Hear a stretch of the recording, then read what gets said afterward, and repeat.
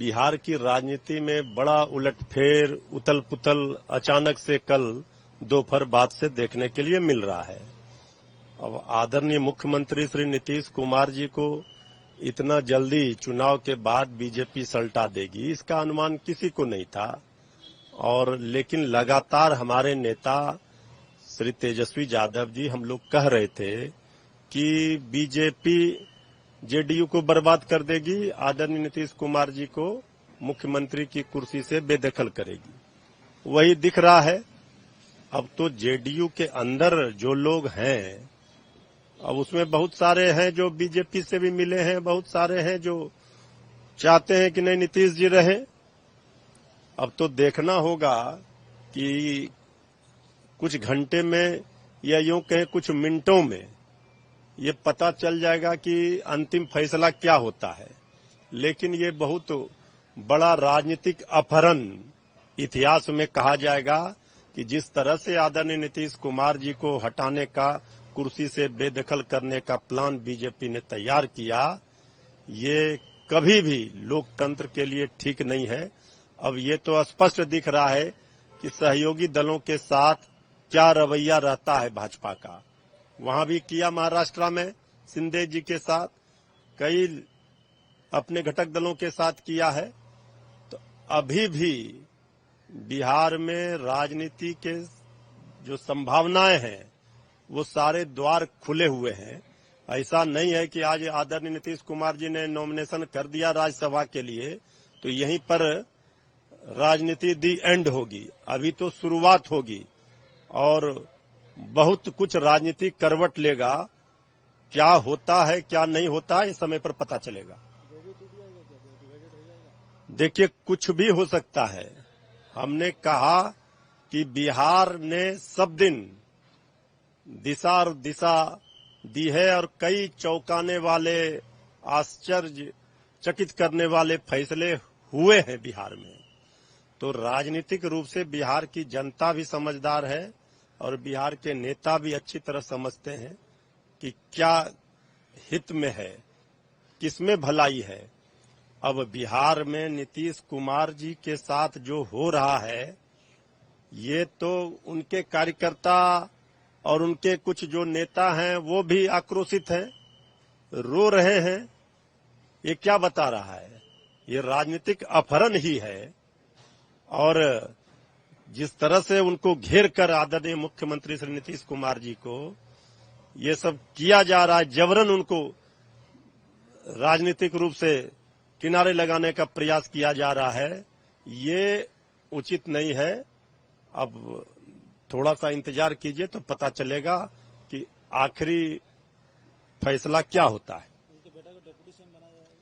देखिए, बेटा को भी तो इतने दिनों से कहा जा रहा है, लेकिन उसमें भी बहुत लोग लगे हुए हैं कि उनको नहीं आने देना चाहते हैं निशांत जी को। हम लोग तो कहते हैं कि उनके सुपुत्र श्री निशांत कुमार जी को राजनीति में आना चाहिए, लेकिन वो डिप्टी सीएम बनकर आएंगे, क्या होगा, ये सब जब तक स्पष्ट रूप से कोई आधिकारिक रूप से घोषणा नहीं होती है तब तक इस पर कुछ ज्यादा प्रतिक्रिया देना, बोलना उचित नहीं है। साहब, हम लोगों के लिए तो कोई इसमें आश्चर्य की बात नहीं है। ये तो कांग्रेस बार बार इस चीज को कह रही थी और हमको लग ही रहा था कि कुछ न कुछ ऐसा होने वाला है। भारतीय जनता पार्टी का एक पुराना तरीका रहा है कि कुछ समय तक जिसको भी स्थानीय रूप में जो दल बड़ा होता है उसके कंधे पे चढ़ के धीरे धीरे 2, 3, 4, 5% वोट, 2-3 सीटें जो मिलती हैं उससे बढ़ते बढ़ते जितना राज्य की विस्तार है, सीटें हैं, अपने को पहले 10-20% पे करो, फिर बढ़ाओ और फिर एक बार ऐसा आ जाए कि आप, क्योंकि आपके पास धन का बल है, आपके पास इलेक्शन कमीशन का बल है, बहुत सी ऐसी ताकतें हैं, आप स्थानीय दल को एक तरीके से निगल जाओ। सिर्फ कभी कभी ये जल्दी कर जाते हैं यहां, क्योंकि नीतीश जी का अपना एक था थोड़ा सा एक जातिवाद कैलकुलेशन में इनको जरूरत थी। तो जब तक इनको लगा कि पूरा उनको निचोड़ने की जरूरत नहीं है, इन्होंने उनको निचोड़ा। और अब राज्यसभा क्या लाएंगे क्या नहीं लाएंगे वो तो यही जाने, या ला के यहां किसी न किसी विभाग में डाल देंगे। और लेकिन और भी मजे की बात यह है कि जो प्रधानमंत्री बार बार कहता है कि वंशवाद इस देश को चूस रहा है, वंशवाद के कारण इस देश की में लूट मची हुई है, वो फिर अगर उनके बेटे को ला रहा है कैबिनेट में तो फिर वंशवाद कहां गया? मतलब आपका मतलब ये है कि एक अच्छा मुख्यमंत्री, जिसको आप अच्छा मुख्यमंत्री मानते थे, उसको हटाकर लूटने वाले वंशवाद को अब आप बिहार में ले आएंगे।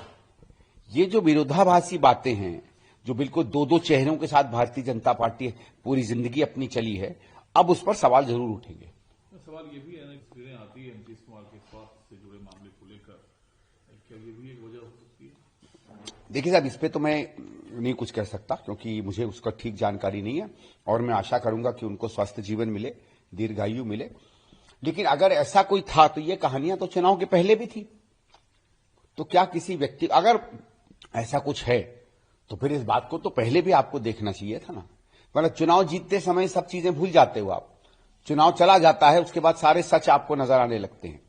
तो ये तो इसको ये माने कि फिर भारतीय जनता पार्टी ने फिर तो षड्यंत्र के अंदर ये किया कि एक बीमार आदमी को इस्तेमाल किया पहले आपने, और फिर दूध में से मक्खी की तरह उसको उठा के फेंक दिया। ये तो खैर और भी घटिया हरकत हो जाएगी अगर जो आप बात कह रहे हैं वो सही निकलती है।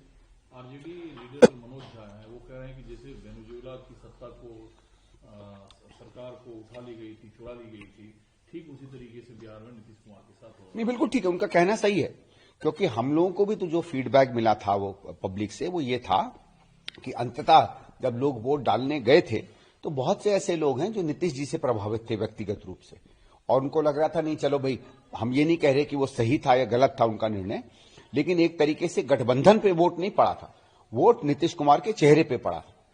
और वही हम कहने की चेहरा आपको जब इस्तेमाल करना हो तो नीतीश जी बिल्कुल ठीक है, और जब जरूरत पड़ जाए और अपनी सत्ता वर्चस्व, और हमको सबको मालूम है कि भारतीय जनता पार्टी सत्ता सबसे पहले वहां पैसे की सुपरमार्केट खोलती है, सुपरमार्केट खोलने के लिए आप उसको करोगे, तो ये तो बीजेपी का चरित्र धीरे धीरे हर राज्य में सामने आता चला जा रहा है ना। जीरो हमने इन्वेंट किया, हमने बताया दुनिया को, जहां योग है वहां रोग नहीं। सबसे पुरानी सभ्यता है हमारी, गुलामी से तो और देश भी लड़े भाई, पर आजादी के लिए अहिंसा का रास्ता बस हमारा था। अपने पसीने से जमीन सींचता किसान और घर में घुसकर मारने वाले जवान, बस इसी मिट्टी ने जने।